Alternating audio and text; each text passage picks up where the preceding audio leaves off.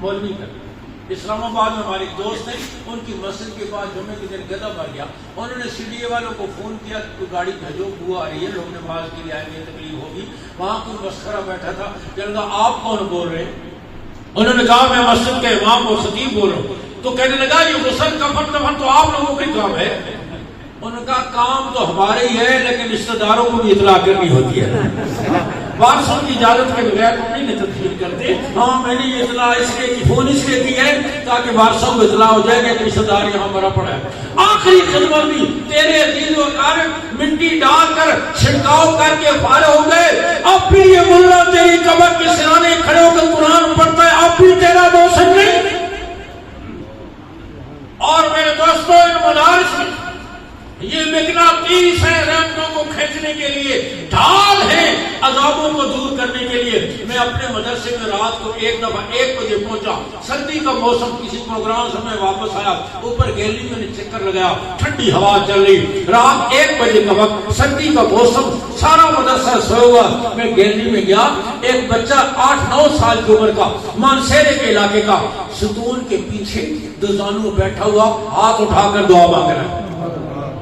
اس نے مجھے نہیں دیکھا، میں نے اسے دیکھ لیا، میں ستون کے پیچھے ہو کر کھڑا ہو گیا کیونکہ دیکھوں کس کس کے لیے مانگتا ہے اور کیا کیا مانگتا ہے۔ میں کوئی 10 منٹ کھڑا رہا، اس کے ہاتھ اٹھے رہے، اس کے ہونٹ ہلتے رہے، اس کی زبان چلتی رہی۔ میں نے کہا یا اللہ یہ معصوم بچہ تھا، ماں کی گود میں رہنے کا زمانہ تھا، باپ کی شفقتوں میں پلنے کا دور تھا، بہن بھائیوں کے ساتھ کھیلنے کا وقت تھا، اس نے ماں کی گود چھوڑی، بہن بھائیوں کی شفقت چھوڑی، یہاں سردی میں بوری اور چٹائی پر بیٹھا ہوا ٹھٹکتا ہوا، پتہ نہیں کس کس کے لیے مانگ رہا ہے اور کیا کیا مانگ رہا ہے۔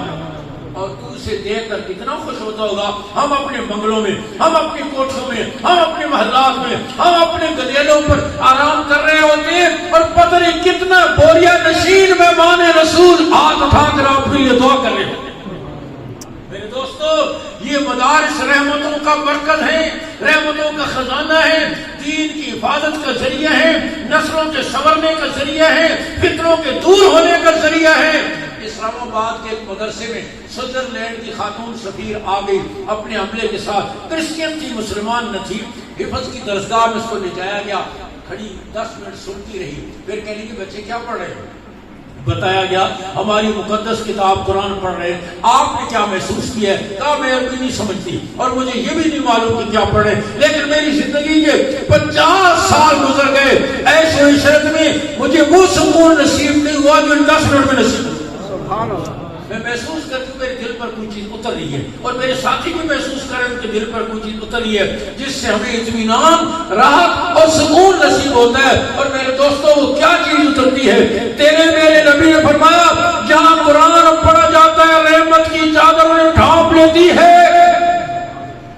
یہ مغناطیس ہے ہاں رحمتوں کے۔ آپ کی آبادی کے اس مرکز میں یہ مدرسہ معصوم بچے رحمتوں کے کھینچنے کا ذریعہ ہے۔ مولانا ہارون رشید کے ہاں مدرسہ رحمتوں کو کھینچنے کا ذریعہ ہے، پنیا کا مدرسہ، دیگر سارے مدرسے رحمتوں کو کھینچنے کا ذریعہ ہے۔ آپ نیت کرو رحمتوں اور سعادتوں کے ان مراکز کی ہم پوری حفاظت کریں گے۔